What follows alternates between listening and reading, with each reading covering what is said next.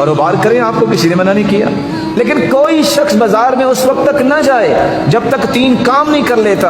پہلا کام یہ ہے، سیدنا عمر رضی اللہ تعالی عنہ نے یہ قانون بنا دیا تھا، پہلے تجارت سمجھے کہ کیسے کرتے ہیں، جس کو مسائل کا علم نہیں ہے دھوکہ دے گا کسی کو، یہ دھوکہ لے گا، مکاری کرتا ہے، یہ کوئی مکاری اس کے ساتھ کر سکتا ہے، جب تک وہ اصولوں کو نہیں سمجھتا وہ بازار نہ آئے۔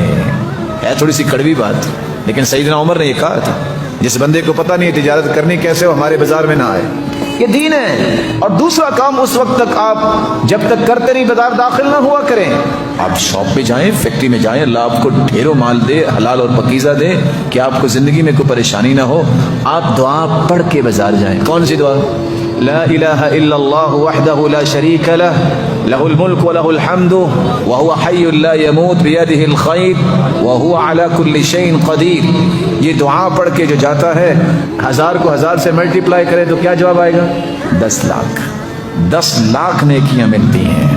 اتنے درجات بلند ہوتے ہیں، اتنے گناہ معاف ہوتے ہیں جب انسان یہ دعا پڑھتا ہے۔